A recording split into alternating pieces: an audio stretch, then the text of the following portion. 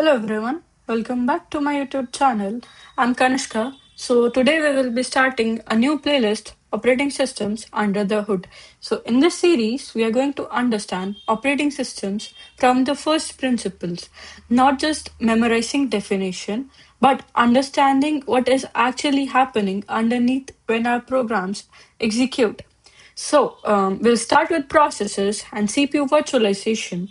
Then we will move into memory, concurrency, I/O, and file systems. Without any further ado, let's get started with our first video. And to understand an operating system, one of the first things we need to understand is a process. Now we are going to cover all of these points one by one in this video. So first of all, introduction of what exactly a process or a program is. Okay, so let's say I have one Chrome.exe sitting in my SSD. Is it a process? Think about it. No, this is not a process. This is not a process right now. It's simply an executable file which is sitting on the disk and it is not executing and there is no running instance of Chrome yet. Now suppose I double click on it. Somewhere between those two moments, the file being sitting on my disk and me double clicking it, a file sitting on disk becomes something the CPU can actually execute. So what changed? What changed here? What made the Chrome.exe change into a process that we will explore here. So Chrome.exe is nothing but a program sitting on my disk, and a program is nothing but a passive set of instructions plus associated data. Keep this in mind that this is nothing but a set of instructions and associated data stored in executable format. So it is stored in executable format and it is not currently executing. It's just sitting there and it is not executing right now. And when we run that particular program, the operating system creates a process. So this is the duty of operating system to change a program to a process. In simple terms, a process is a running instance of a program, but saying that a process is just a running program does not really tell us much. So, in most of the textbooks, you'll read that process is nothing but a running program. But what exactly do I get from that? It's just a definition. I cannot just go and cram this particular definition.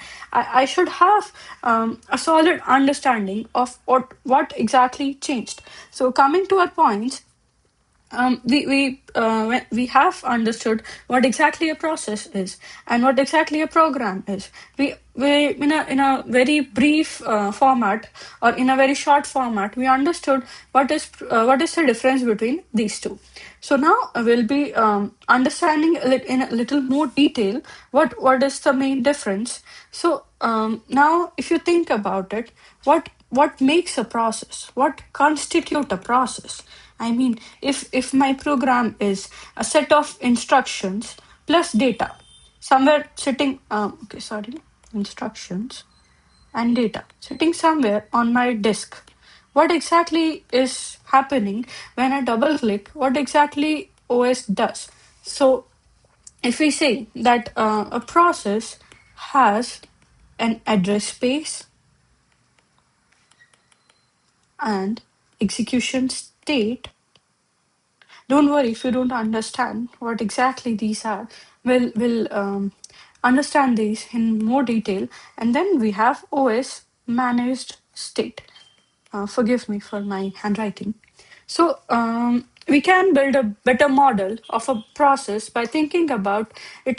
It constitutes of three parts. These three parts. First, it needs an address space. Second, it needs its current execution or machine state. And third, the operating system needs some information.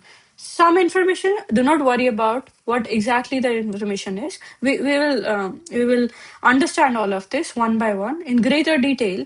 So this is some information that OS manages on its own to about that particular process. to manage that process. So we already know that we are never going to give the complete authority of resources or of CPU to a process. So OS always has to be the owner. So how exactly it manages that, that will dig deeper into. So now we understood the three parts of the process. So let's see what exactly is address space. Now, coming to address space. So if we see a process has this a stack, a heap, and then it will have global or static data. This was stored in program as well, right? And then we have code or set of instructions. All right. And let's say, okay, so a process gets its own virtual space. Every process has its own virtual address space. At a high level, this contains things such as program code, global and static data, the heap and the stack. The code contains the instructions that needs to be executed.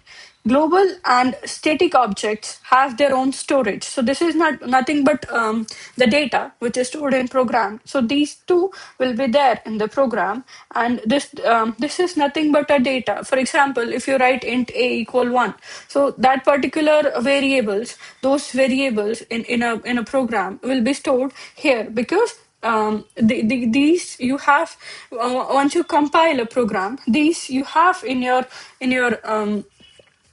compilation compiled code, or in your program itself.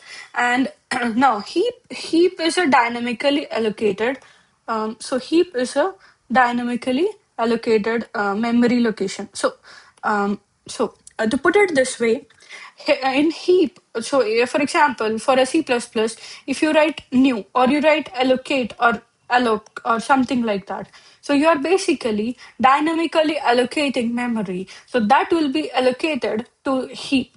So to understand, so I'm putting keywords specific to C++, but I'll try to put it in a way that someone who does not understand C++ that much should also be able to understand. So this is nothing but, for example, there are vectors, there are strings in most of the languages we have, right? So those we can increase the size, or these are managed dynamically.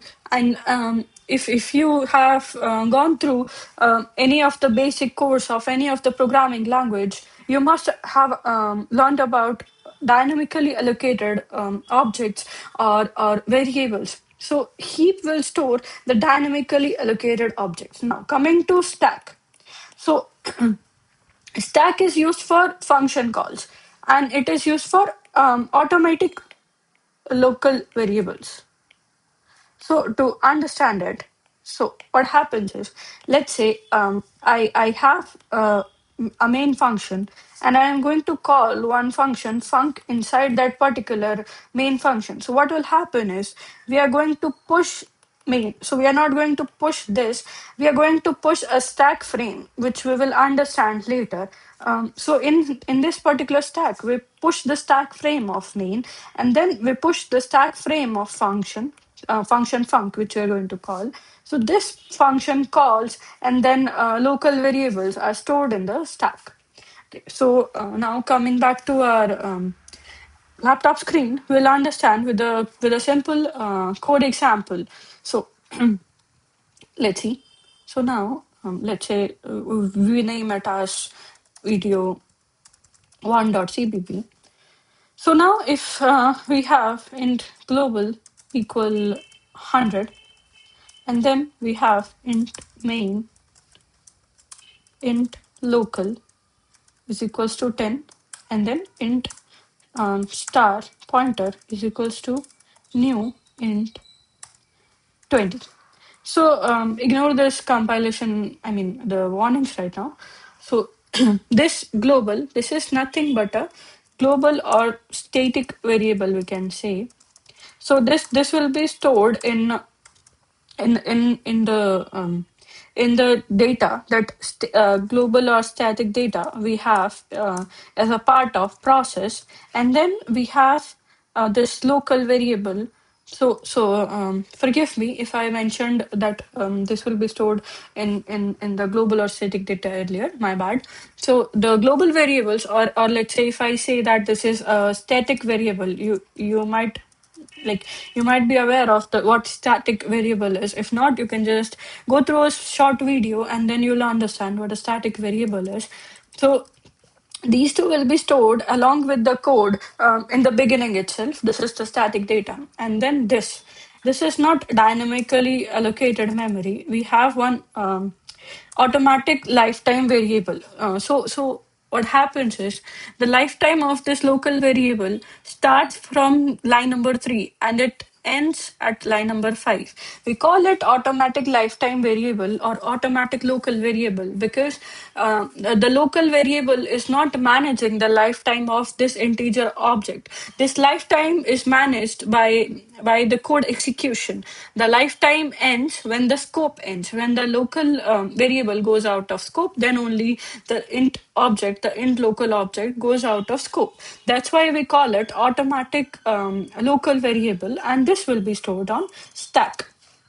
All right, and then we have this PTR. So now you see, I already told you that if we allocate something using no variable, that will be dynamically allocated. So what exactly is the difference? So now the lifetime of this particular int object is managed by this particular pointer.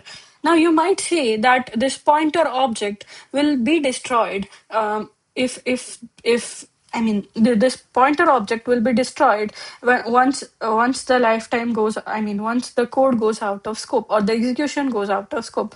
I would say you are correct. To an extent, you are correct. Let me explain you what exactly happens. So if you see, let's say you allocated, you have one int local variable which is 10. So now what happens is you have a local variable in the stack and the value is 10. But when you do this, int star ptr is equals to new int 10. So now what happens is in your heap in your heap you have an integer object created whose value is 10, and in your stack you have one pointer variable or a pointer object which is of this type. This is of integer pointer type, and this pointer is going to point to this particular memory location. So in a way that you're correct. If you thought that this pointer will go out of scope, what exactly? I mean, I'm writing the same syntax. How can you say that one of them is local or automatic variable and one of them is not? So if you see, this local and this pointer object are not actually dynamic. I mean, this pointer is nothing but it is pointing to a heap allocated object. Keep this in mind. This is the point where almost 90% of the candidates get confused. So this is the thing that you need to understand. And once you understand this, you'll understand why we need to do delete pointer. All right. So this pointer object is stored in the stack only. But when you write this, there is an integer object created in the heap. That's why when pointer goes out of scope, for example, this was our code, and pointer, once this lifetime, I mean, this the execution goes out of scope, this pointer object will be destroyed, but we will still have the object created in heap, and this will lead to memory issues. So we need to follow RAII. So this we will cover in any C++ video once I start. So what we need to ensure is before ending, I mean before this lifetime ends, we need to ensure that we delete this heap allocated object. That's why we have delete pointer added here. Sorry if we went a little on C++ path or any language specific path, but I think it's important that you understand the difference between these two. So when our program becomes a running process, memory is one part of the execution environment it needs. So now you can actually see one thing that OS adds execution environment to the program, but is memory alone enough? No, it is actually not enough. So I'll tell you why. So imagine we have this execution state. Okay. So now we are going to have program counter, and then we have stack pointer, and then we have registers. So I'll tell you why we have this execution state. Now, imagine the operating system stops this process temporarily and wants to continue it later. It needs to know where the process was in its execution. And with just this memory, I mean, with this address space that we drew, this stack, heap, global state, here we did not mention what exactly is running, and if OS wants to stop it or pause it for a moment, how will it stop? So for that, we need program counter. So program counter helps us identify the instruction from which execution needs to continue. So it will point to the instruction, the particular instruction which is getting executed right now, so that OS can resume it later. So then stack pointer. Stack pointer represents the current position of the execution stack. So it tells us, let's say we have one main stack frame, then we have one func stack frame. So this stack pointer will tell us this stack pointer will point to the top of the stack.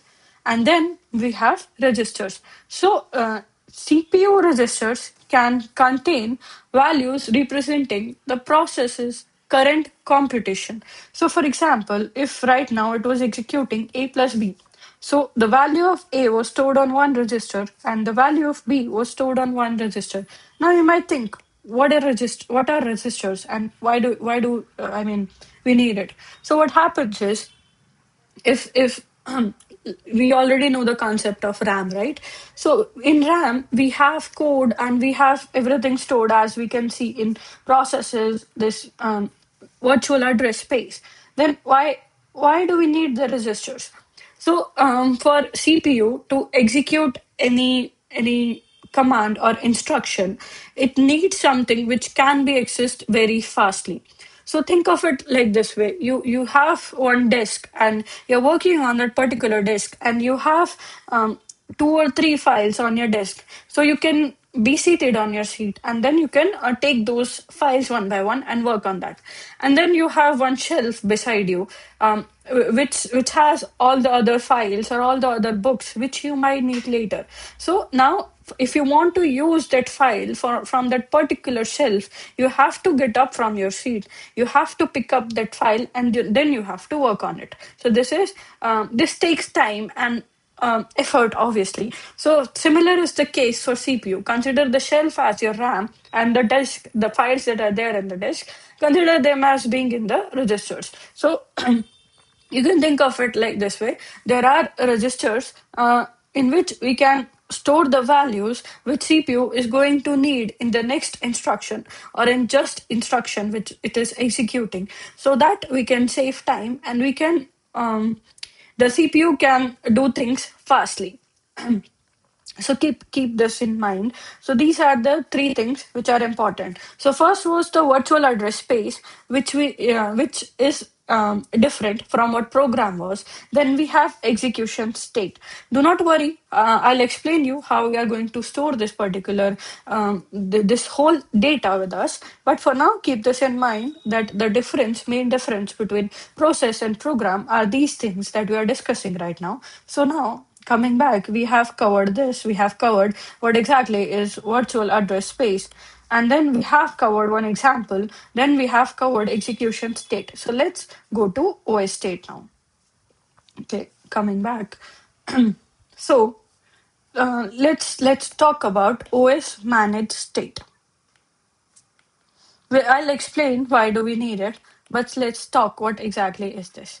So the OS also needs information to actually manage the process. For example, it needs an identifier such as PID.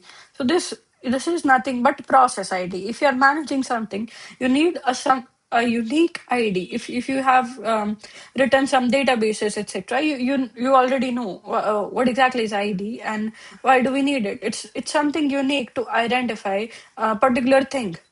So it needs to know the information about the state of the process, whether it's in running state, blocked state, waiting for IO, or anything. So this OS needs to know that as well. And then uh, it needs to know what all files or what all resources the process has open, so that when it decides to interrupt this process in between, it knows what all files were open, and the OS decides to continue this process, the OS can open those files from the same location. So then it needs to know the scheduling information, whether the process I mean, what is this scheduling information that is there for that particular process? Another bookkeeping information.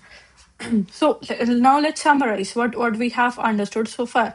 So our process is nothing but a program plus address space, our virtual address space, and plus our execution state, and then we have OS managed state.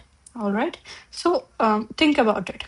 So if you see that program was these two things were program, and then we added that which became the address space, and then we have execution state, which means why is execution state needed? You might have understood it by now. So when the program is getting executed, so at that moment, if the process decides to push something into the stack, the process should know where exactly is the stack pointer, and there should be register information, because then CPU needs to execute something. So these three are related to the execution of a process. And then we have OS managed state, which is related to the point when OS decides to interrupt that particular um, process. So now our original definition becomes much more meaningful. A process is not merely some vague running program, it's a running instance with address space, execution state, and information maintained by the operating system. So this should be one of the major takeaways of the video. Please keep this in mind. If you did not understand, put your questions in the comment section, or go through the video again, so that you understand this, because this will be the major foundation for our upcoming lectures. So now we have covered this as well. OS state. So now we'll go to multiple processes. Okay, let's understand. Um, okay, so now we already know that one program can create multiple processes. Does it mean? Let's see. So if I have one Chrome.exe, I can create multiple windows. You also might have tried something like this, the P1, P2, or P3. This is a convention for processes, but you can think of it as your windows. You have window one open, you have window two.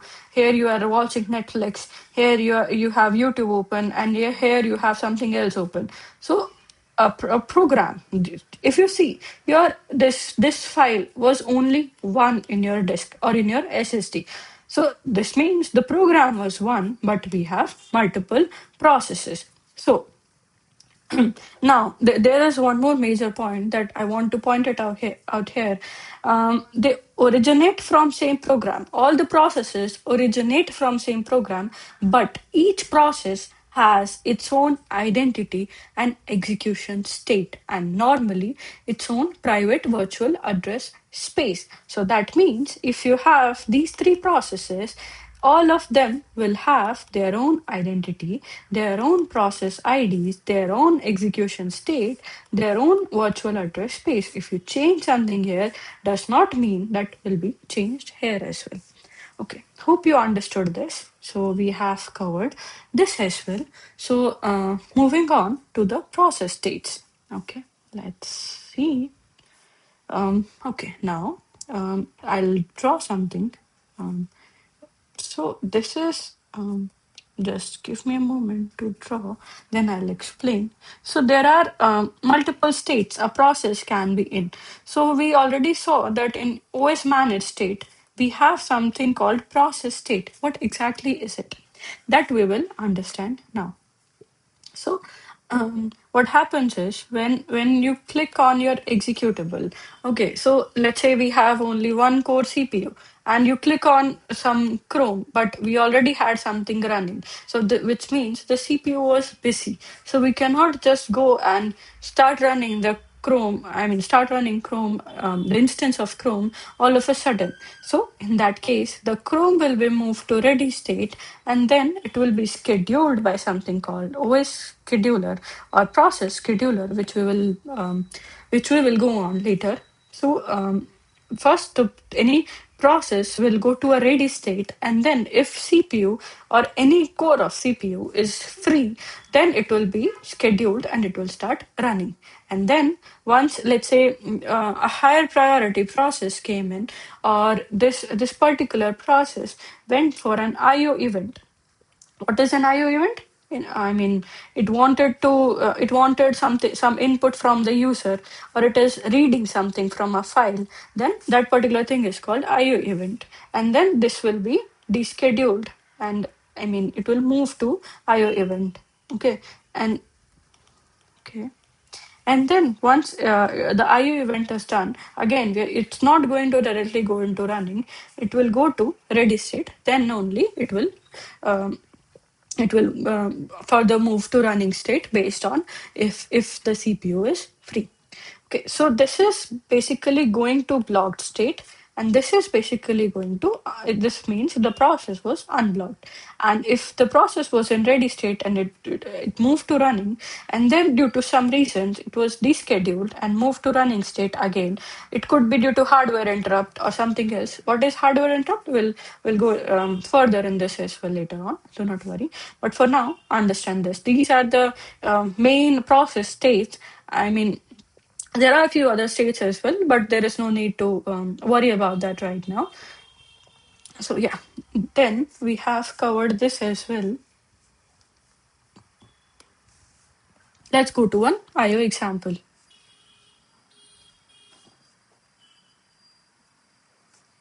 Okay.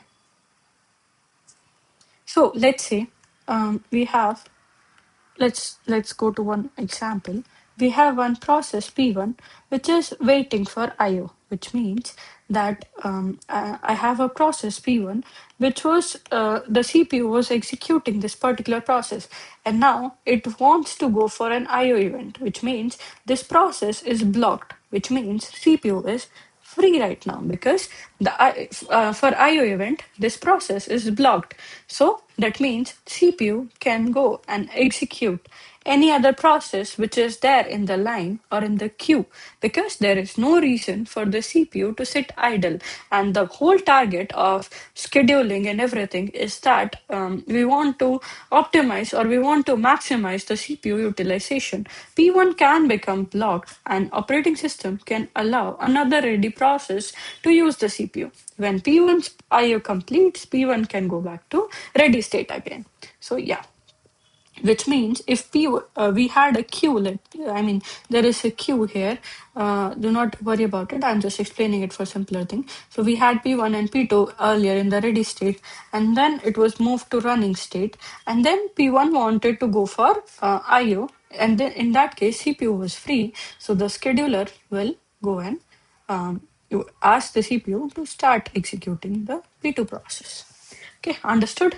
So now this naturally takes us to CPU virtualization. So we understood this example. Let's see what is CPU virtualization. Okay, yeah.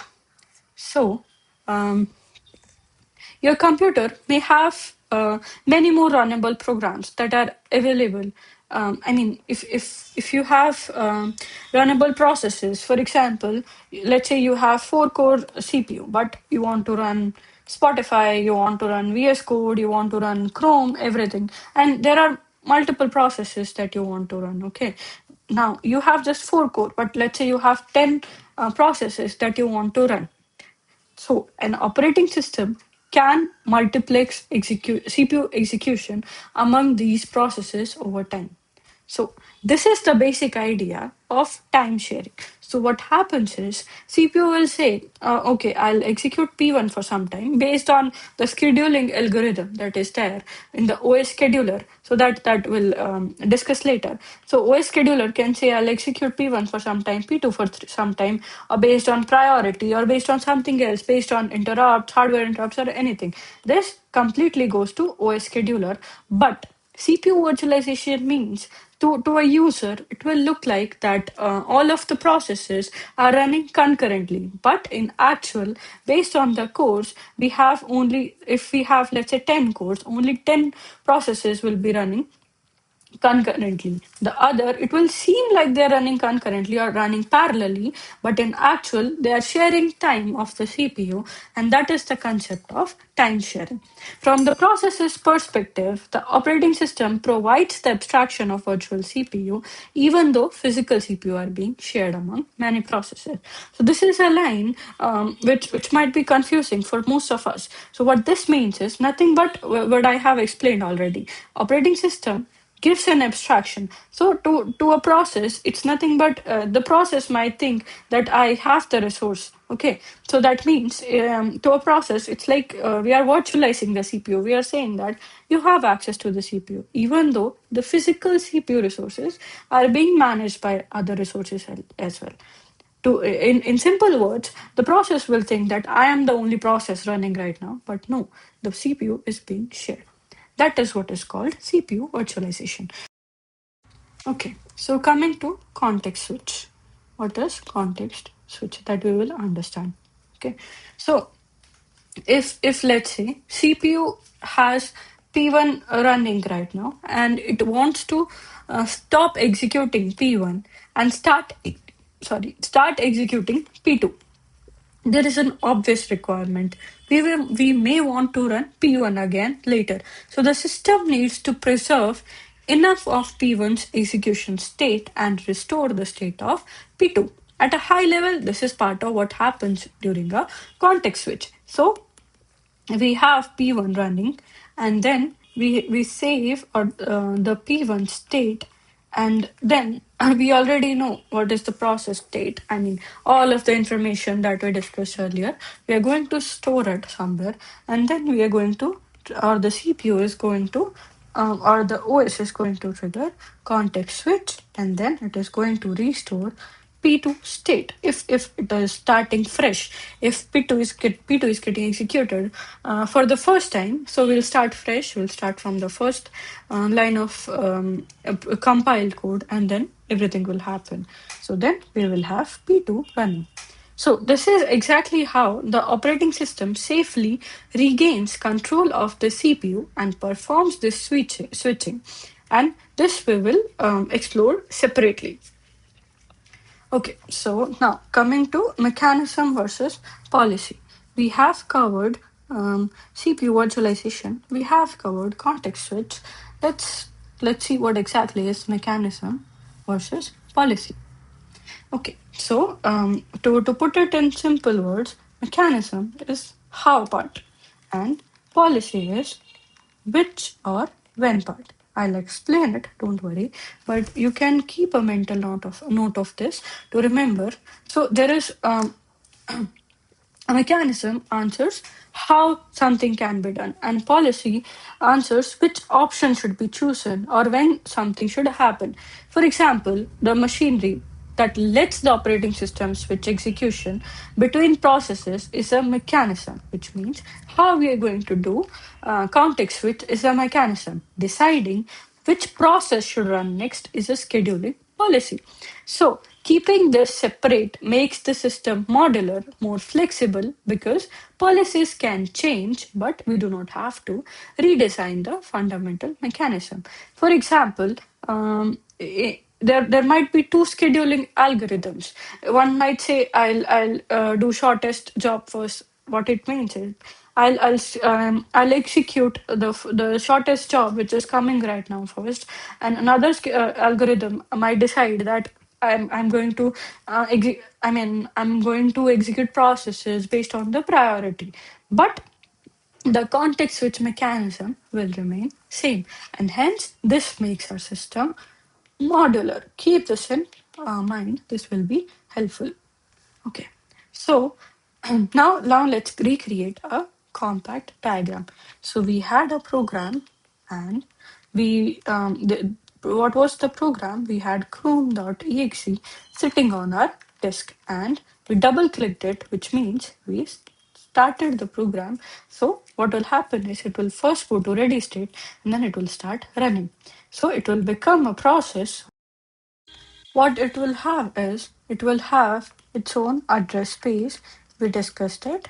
It will have its own execution state.